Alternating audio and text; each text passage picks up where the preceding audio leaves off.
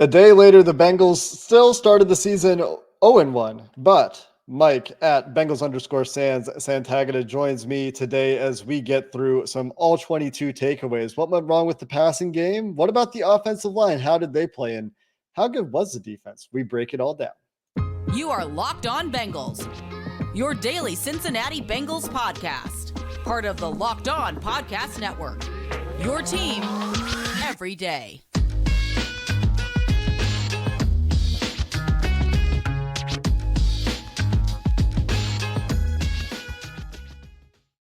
What up, Bengals fans, and welcome to another episode of the Locked On Bengals podcast. I'm your host, Jake Liscow, today joined by Bengals_Sans, Mike Santagata. We're going to get into some all-22 takeaways on today's episode. Today's episode of Locked On Bengals, by the way, brought to you by Prize Picks, our daily fantasy partner this year. It's fantasy made easy. You just pick 2 to 5 players, and if they score more or less than their Prize Picks projection, you can win up to 10 times your money. You'll get a 100% deposit match up to $100 with promo code LOCKEDON at prizepicks.com. Remember, promo code LOCKEDON. Here on the Locked On Bengals podcast, part of the Locked On Podcast Network, we bring you coverage of your Cincinnati Bengals every day, free and available everywhere you get your podcasts and on YouTube. Thanks for subscribing and following and making us your first listen. With that out of the way, Mike, let's start with the passing game, and the passing game starts with Joe Burrow. There's a lot to talk about when we look at this offense, and some of it will be a conversation about the under center game versus the shotgun game. Some of it will be about Joe Burrow staying patient and taking what the defense gives him, as the Bengals predictably saw a lot more too high coverage than maybe they did, especially early last year, but not Joe Burrow's best effort.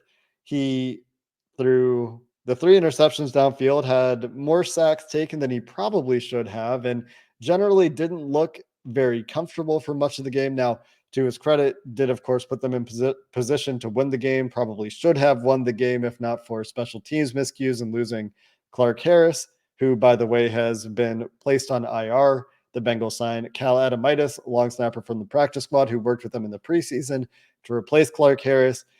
But on your viewing, Mike, what were the biggest takeaways, the moments that stood out to you for Burrow in this game, as far as whether there's anything to be concerned about long-term, or if this is just he missed a lot of time and he maybe wasn't feeling 100%. Maybe he's a little bit rusty against some of these too high looks.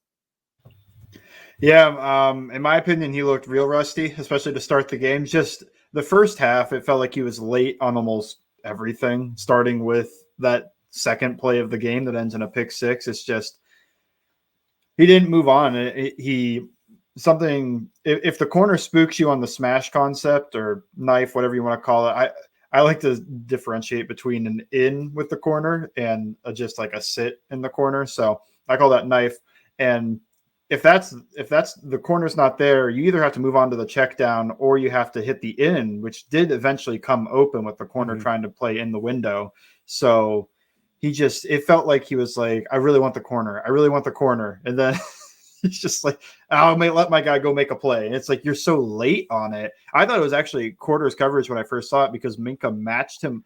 Minka basically matches the corner route, and he's just tight to it the entire time. And it was just very uncharacteristic game of Burrow. That's just one example of quite a few different plays where it felt like Burrow either hung on something too long, didn't see what the whole field.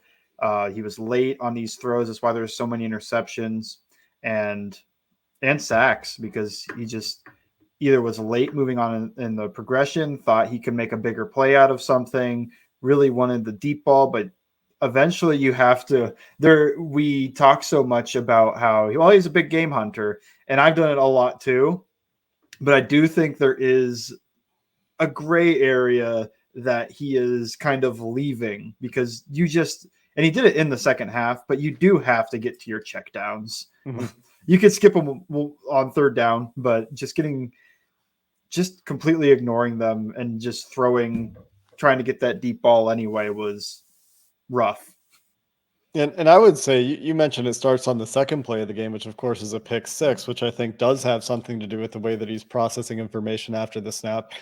I think it happened on the first play. He wanted the right side pre-snap. It was clearly quick passing game. Cordell Volson does get beat, to be fair, but the ball also should be gone. And The I one think the defense. way that Burrow sets, it looks like he wants to just throw that ball off his back foot, and then he hesitates. Yeah, TJ Watt jumped. He had his hands up and was jumping in the quick window. Okay. That's because when I first watched that too, I was like, "Oh my god, how'd you not throw the stick?" And then I watched the tight, and I see TJ Watt not even rushing; he's just hands up, jumping, and I was like, "Oh." And there was a lot of that from TJ Watt. That kind of gets into some of the design discussion that we maybe get to. TJ Watt on many of the shotgun plays in particular, not really trying all that hard with his rush, trying to time a jump to get into a pass window, gets an interception that way. And it's probably something that the Bengals need to look at and make some adjustments. The other thing with Burrow that we should probably talk about is the pocket comfortability. And I do think that there are some things to improve upon in the offensive line. But when I went back and watched the game again, and we'll spend a lot of time breaking down, Cordell Volson, the new offensive lineman, Jonah Williams, and how they played individually as well as a unit. There were times that I thought Joe Burrow had a clean pocket and did not look comfortable. 3 of those interceptions, as we mentioned, coming on late throws from a clean pocket. And I thought he bailed on a couple clean pockets.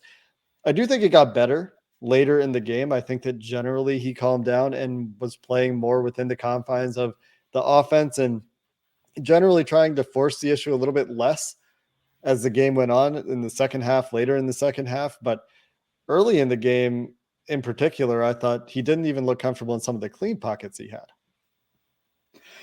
I agree. I'd be more concerned if we didn't watch the last half of last year, because it did look a little bit like first half of the year Burrow, where he was worried about the knee and dropping his eyes when he felt the rush and all those type of things. But yeah, it was rough to have that game because it just buzz killed, I think, everybody's optimism about the offensive line. When I thought the offensive line actually played okay, at least considering they were going against what might be the best front in all of football.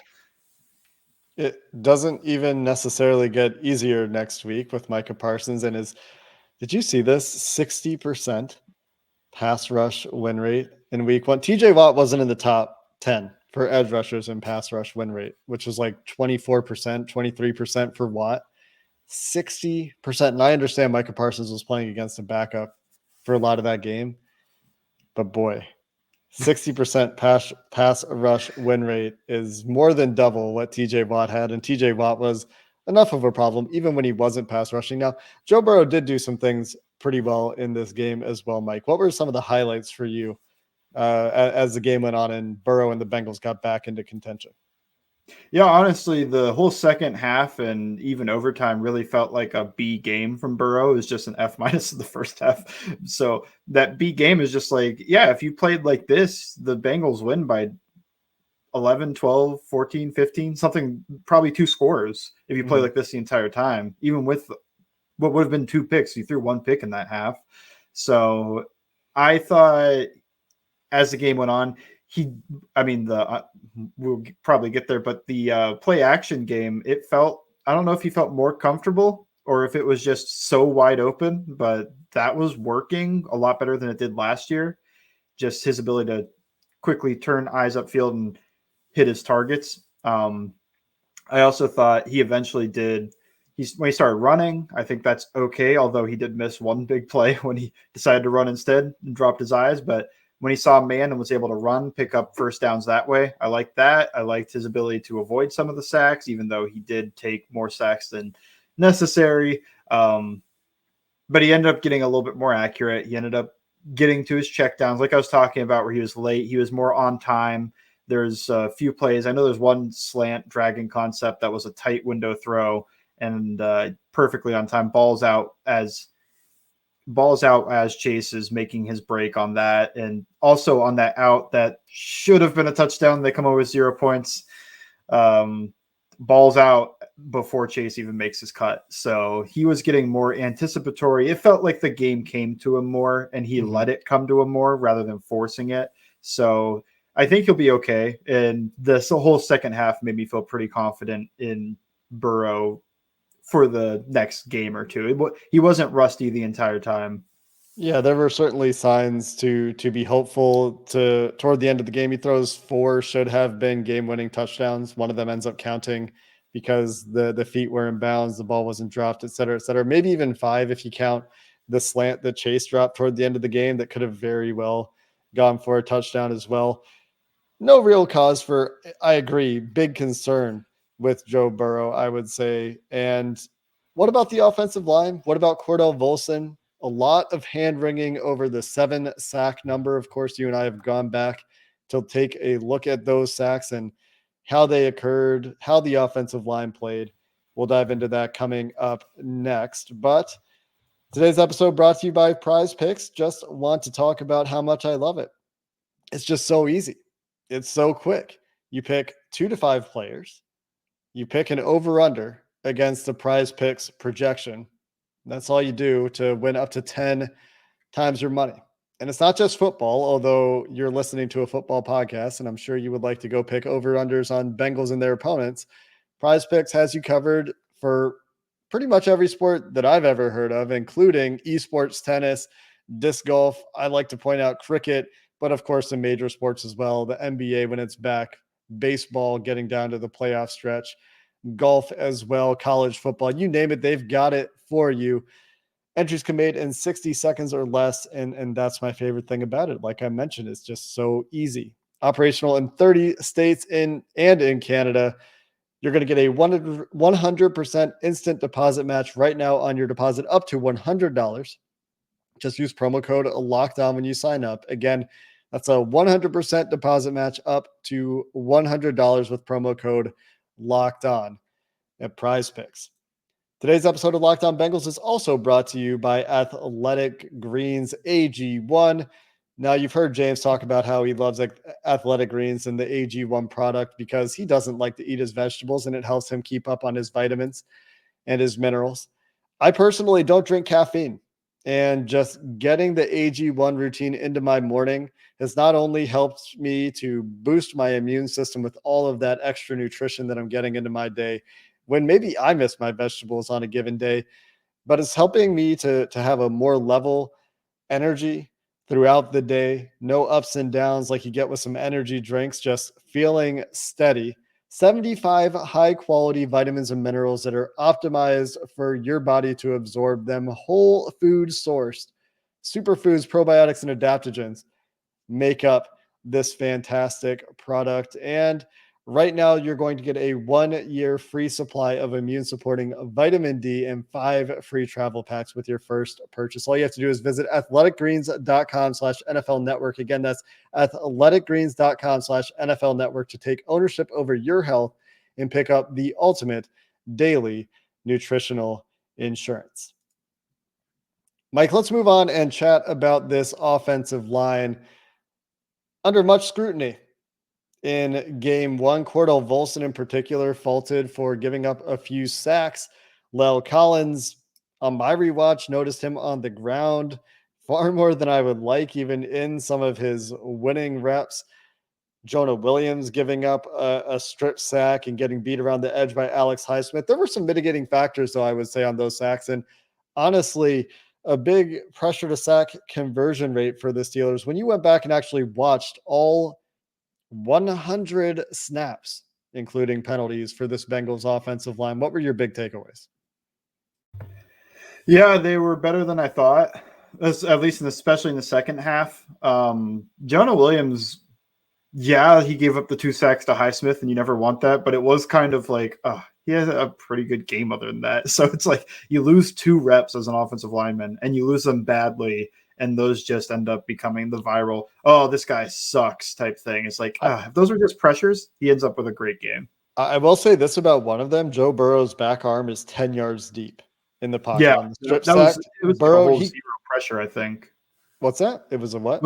It was a pressure too, I think. Like they brought more guys, so he might have dropped back a little bit just to give his interior room. But Devin Bush was unblocked on a blitz as well, so he couldn't step up. And it's not Burrow's fault. He couldn't step up, but also offensive linemen generally, when you ride your guy 10 yards past the line of scrimmage, you're usually okay. So not the worst sack to give up despite a terrible, terrible result on that particular play. Oh yeah. I mean, the result is the worst thing you can imagine, but the process is I got my guy to 10 yards and that wasn't good enough. Usually your quarterback's probably somewhere between 5 to 8 when you're taking 3 steps from the shotgun. So is what it is. You have to, that's, I guess, why you want to get your guy more to 11, 12 yards of depth, but there is context to, that's not a terrible loss, all things considered, losing around the edge at 10 yards. Yeah, there are worse things for sure. And there were some worse things in this game. Cordell Volson as well, giving up a couple of sacks, but while he did get beat pretty cleanly on those plays, and I don't mean to excuse them or anything, I thought he had his fair share of nice reps against Cam Hayward as well. Down the stretch, I think when things started getting sloppy and both teams started getting a little bit tired, it didn't necessarily go his way as much. But what were your thoughts on the Bengals rookie left guard? Up and down. There was definitely a few highs, and I tweeted the one play that I liked the most was just he got Hayward with a snatch trap and put him on his face. So that's when the defensive line puts his hand to try to run through you, and you just kind of punch their hand down so that they lose their leverage and fall on their face. And I didn't know if we were going to get those anymore because that was a Quentin Spain favorite. And then I saw Volson do it, and I was just like, yes, weekly snatch trap still coming. Because if you can do it to Hayward, you can do it to a lot of guys. So that's right. What do you think, Quentin Spain? Should the Bengals still go sign him? Does he make the Bengals better at starting left guard?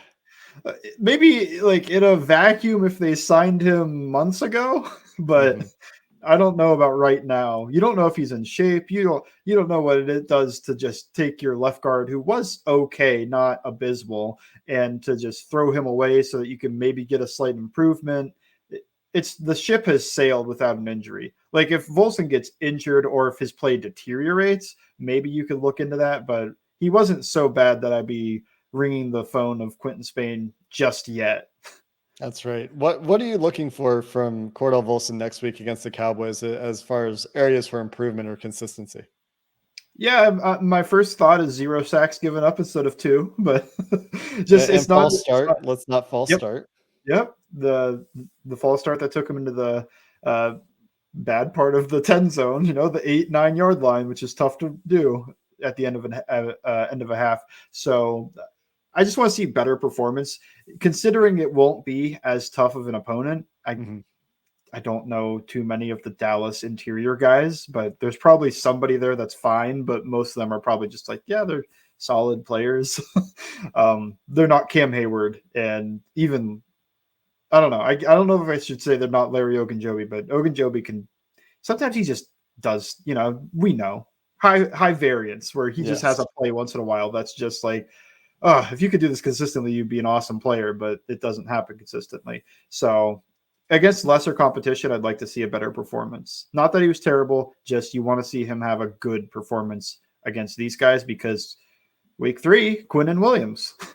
Yeah, it will get tougher again. How about the Bengals' new additions? I thought Alex Cappa and Ted Karras both played fine. They had their handful of mistakes each, but I thought they were pretty good. Lyle Collins, I thought, was a little bit more high variance, but seemed to settle in as the game went on. What were your takeaways for the free agents? Yeah, working center to right tackle.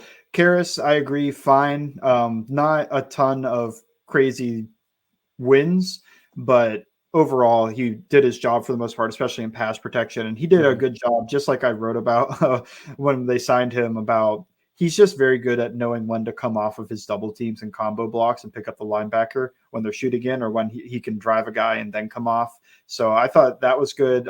Really only the one free runner that they didn't account for in my recollection, that last play of the game where it came weak. There was that Devin Bush play, but I thought that was actually the back missing a tough blitz pickup. I didn't see too many line misses. Yeah. So that's good to see from a new center. Right guard, I thought Alex Cappa was the best offensive lineman on the field. I thought he actually did have some high wins. He had a play on duo where he cleared out the entire defensive line. He took Miles Jack and he just pancaked 2 guys with him and gave Mixon somewhere to run off the backside. So he had a few plays like that. And overall, I thought he was good in pass protection, maybe one or two pressures that you could account for, but they weren't pressures where the defensive lineman beat him and was running free. It would be he's anchoring and going back. And now it's like, it could be a pressure because you're too close to Burrow. At this point, you can't step and throw. And then Collins was very high variance against the defensive player of the year, who was playing. I don't know if we're giving him enough credit. That might have been the best game I've seen TJ Watt play. Just, oh my goodness. The when he knows he's getting chips and everything, and he just kind of gets in the quick game window, that's so annoying. Then gets the interception, he gets a few batted balls, he gets I think a pair, maybe just one sack. It was a very good game from him. It sucks that he got injured. I know there's some people that don't think that, but I do. It sucks he got injured, but yeah, that's such a tough draw for your first opponent, and he looked rusty. La'el Collins definitely looked rusty, and like you said, he fell down quite a bit. Don't love that. Wanted him to stay on his feet. I do think a lot of his issues did just feel like he didn't feel like he had Burrow's cadence down, and he was not every time, but fairly consistently the last one off the ball. And when you're facing TJ Watt, not great. Felt like he had a little bit of balance issues. Felt like everything wasn't there. And then over time, he was falling down less. I think from the fourth quarter on, I would say he was good. He had a few plays where he one-on-one on the island with TJ Watt, and he was able to take him and do a great job, even though one time he did fall down at the end, but I was like, yeah, you protected for like 4 seconds. That's fine. Take a rest. But yeah, I thought he got good as the game went, and he's got a big challenge again next week. So we'll see if that continues or if he's still a little rusty from only getting like 3 practices in. Yeah, big challenge coming with the Dallas Cowboys edge rushers. And we'll get some overall thoughts on the offensive line and offensive game plan, as well as diving into the defense, which I thought was excellent for 99% of the game, to wrap up the show with Mike coming up next. But first, let me remind you about betonline.net, your number one source for all of the pro and college football information and betting needs you could ever imagine. When you're looking for your information this season, you're going to get all of the league developments, matchups, news, podcasts, and more, including next week's week 2 games, college football going on as well. Whatever you're looking to bet on, from Jamar Chase versus Justin Jefferson receiving yard player props to the Bengals exploded line from dogs on the road in Dallas to, I believe, they're touchdown favorites as of the time of recording after Dak Prescott's injury. BetOnline has you covered. From football to baseball, MMA, boxing, and golf, they've got it all. Head over to the website today. Use your mobile device to learn more about the trends in action. BetOnline is where the game starts. Mike, let's wrap with quick overall thoughts on the offensive line and offensive design before we get to the defense here to wrap up the show. You mentioned this, but if you're giving a grade to the offensive line, or even just comparing it to last year, let's do that instead. Do you believe that this offensive line is better through one game than last year's offensive line? Yeah, especially the one at the end of the year. But I think even at the beginning of the year, this offensive line is demonstrably better. Easy enough answer. I agree with that. I do think this offensive line is better. I think that a lot of people are looking at the sacks and they're saying, oh, well, how could the offensive line be better? They gave up 7 sacks to the Steelers, who only got to Burrow, I think, twice in their 2 games last year combined. You look at the composition of those sacks. Yes, a couple of them were clean beats from the offensive lineman, but I would put a couple of them on Burrow. One of them wasn't even really a sack. It was just a busted play where Burrow has to slide awkwardly at the line of scrimmage. That counts as a sack technically. And, there were some scheme issues as well, I thought, that contributed from a scheme perspective, though, not directly correlated with the sacks. We need to see the under center game from the Cincinnati Bengals improve. And by that, I mean a design perspective. This is a common criticism for some going back to last year, even 2 years ago, where the Bengals go under center, they're running the ball. And that's true for a lot of teams in the NFL, to be fair. There's a stark split to under center to shotgun for running plays versus passing plays for every team in the NFL. But the Bengals had 16 of their 18 under center plays end up as runs. The other 2 were play action plays, one in the first quarter, one their last under center play of the game in overtime. The Steelers in the middle of the game were keying that, right, Mike? And when you start to get that, you would expect to see some counter punches called, right? Yeah, I mean, I don't know. It felt like Burrow was checking into a lot of these runs, and that was interesting in terms of Early, especially, I thought. yeah, in terms of what I would see, and this is me eye in the sky versus him eye on the field, but it felt very much that they're completely selling out to stop the run. They're fast fitting. Everybody is trying to get in on the run stop. And that's why you got an explosive play on the one play action play. And the other one just required a defensive player of the year type play from Minka to recognize what was going on and make a stop on the tight end, because otherwise that was another touchdown. So both play action plays worked. I know they're probably not going to run, traditional drop back passing out of under center, but they are getting good looks. They're getting good pass looks. The Steelers are playing a lot of heavy middle of the field close, like plus they want to be +1 in the box. They want to have everybody up near the line of scrimmage and running to the run action on these under center run plays. So that's why these play action plays work so well. The linebackers are moving, but the question is, how comfortable is Burrow with the under center play action game?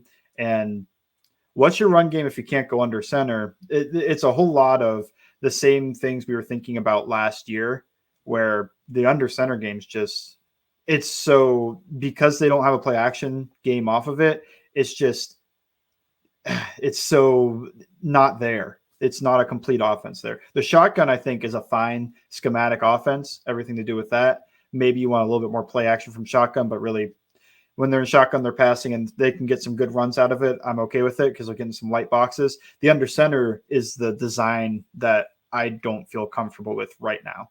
Yeah, I think that there just needs to be more off of it. Even, another questionable play that we've talked about both on Twitter and in DMs today and before we started recording is the play action trap protection where they're running fades from tight splits from their receivers on the outside, meaning they're lined up pretty close to the offensive line, either end of the offensive line, where they're lined up near the hashes, and they end up getting a too high look.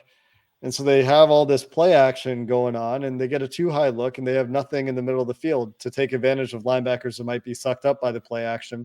Plus, you really complicate your protection. I guess they have Hayden Hurst in the middle of the field, but he just kind of is running 7-yard sit, it looks like to me, or maybe that's just because there's contact there. But again, these are maybe details that need to be cleaned up. You could even go back to the failed fourth down in the red zone where I think Mike Thomas in for T. Higgins on this play runs his route underneath a little bit too deep, takes his defender, the outside the corner too deep into Jamar Chase's corner route from the interior slot position. He was the number 3 receiver on the play. So a few little details like that as well, I think, that need to be ironed out on the offensive side of the ball. And we've spent, of course, as we do, 28 minutes on the offense. It needs to be better before getting to the defense that I thought played really well, especially the defensive front, which was honestly under the most pressure in this game. The Steelers not really pushing the ball downfield. The Steelers not really running anything that looked like a functional offense. And a lot of that is because they know they have a quarterback that can't do it. But another big part of that is the Bengals defensive line absolutely shut down the run. The Steelers just couldn't run the ball. And DJ Reader, Sam Hubbard, Trey Hendrickson, BJ Hill all deserve a lot of credit for that, as do Logan Wilson and Jermaine Pratt. That entire front six had a really nice game, as did Josh Tupou, I think, off the bench. But Mike, what stood out to you the most on the defensive side of the ball and what I thought was a very dominant performance, despite not having the turnovers or sack numbers that the Steelers did? The first thing I noticed was a statistic where the Steelers only 52% of the time they're able to get a first down with a whole set of downs. And for context, the Bengals, who had a bad offensive game, were over like 72%. So the Steelers were last in the league at being able to get to a first down just from a set of downs. Yeah. So the defense was pretty dominant, and they shut down the run game. I know the Steelers improved their offensive line on paper. It didn't look like it because the Bengals defense was just dominant. The DJ Reader had another all-pro game. Hubbard did a pretty good job stopping the run, and he got a few pressures, missed a couple tackles, dropped down the PFF score, but I thought he did a pretty good job overall. Hill, all the guys were doing a good job in the run game. Logan Wilson had a nice stack and shed. Just they shut down the run game, and when you shut down the Pittsburgh run game, they don't have a drop back passing game. So if you can get them into third down, like they're trying to just run like a quick curl or a whip to Deontay Johnson, just try to take advantage of either his quick change of direction or just throw in some type of vertical route to Pickens or Claypool or I guess Miles Boykin. So they took away what the Steelers could move the ball and then forced them to try to do what they can't do, and they couldn't do it. Yeah, Matt Canada's offense, I like the way that Nate Tice put it, is all smoke and mirrors. And I was talking about this throughout the game. There was a point early in the game when the Steelers were averaging like 2 yards per play outside of their weird flea flicker.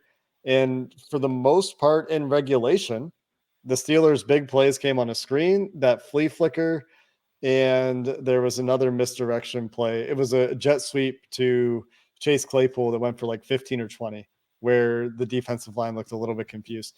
And outside of that, there was like no offense for the Steelers until eventually Deontay Johnson caught a pass downfield in overtime on a really nice catch. But I thought a really disciplined effort from the defense for a vast majority of the game. I thought Trey Hendrickson had his fair share of wins against Dan Moore as well, even though he didn't register a bunch of pressures with PFF or have a really high grade. I thought he was getting a lot of pass rush wins. I just think that the Steelers, the way they were calling their offensive game, didn't give the defensive line many chances to be terribly disruptive. And Zach Taylor did point out in his press conference that they did come close to about 3 takeaways, with Trey Flowers nearly having the interception in overtime, Trey Hendrickson nearly getting that strip tackle. I don't think it would have been a sack from chasing down Mitch Trubisky all the way to the other side of the field, and Logan Wilson almost punching a ball out on that screen to who was the tight end that took that screen? Zach Gentry. Gentry. Yeah. Anything else for you, Mike, on the defensive side of the ball before we wrap up? No, I just want to give DJ Reader some more spotlight. He was just awesome. Nobody talks enough about DJ Reader because he is, I think, the best player on the defense, and I don't think all the fans think that. They want to give it to Wilson and Awuzie and all these other guys, but it's Reader. It's Hendrickson. It's Reader to me. He's just consistently the best player in run defense. You can't run against a guy. He's just able to two gap or cross face or do everything that an elite nose tackle needs to do. Like, he has a good case as the best nose tackle in the NFL. And I just want to point out, like, the Steelers run game, a lot of that failed because of DJ Reader. Yeah. And he also was collapsing the pocket as a pass rusher. Yeah, he had a couple of hits too, I think, on Mitch Trubisky. I know at least 2. I clipped out 2 plays where DJ Reader won. One of them, it was like the old Madden defensive line drill where you have to keep fighting through 2 different guys. He got a quarterback hit out of it. I was like, that's awesome. Yeah, that's right. PFF, for what it's worth, had him at 3 total pressures, 2 quarterback hits, was their highest graded defensive player that had more than 5 snaps, in case you're counting Trey Flowers, who, for to his credit, was targeted twice, gave up 0 catches, and had a pass breakup. So nice little game for Trey Flowers, who was also a bit of a late camp star toward the end of those training camp practices. Trey Flowers was really standing out as well. But you're right, Mike. I think that sometimes it's easy to get distracted by guys like Jesse Bates and Chidobe Awuzie and Logan Wilson when they're coming up with some of the flashier plays, or Trey Hendrickson with some of the sacks, or Sam Hubbard simply because he's from Cincinnati and he's also a good player doing a good job on the defensive line. Go back to Tennessee game, watch this game again, go to @Bengals_Sands on Twitter and see DJ Reader doing superhuman stuff on a weekly basis and being able to move, not just being big and taking up space and not losing double teams but moving guys. He is truly at the top of his game, and I think that's a good point and a good note to wrap on. DJ Reader being the linchpin for this defense, and it'll be interesting to see how that defensive line rotation shakes out, because those starters did play quite a bit of that game, and can kind of understand why with how much the Bengals offense was on the field with all those turnovers, to be fair.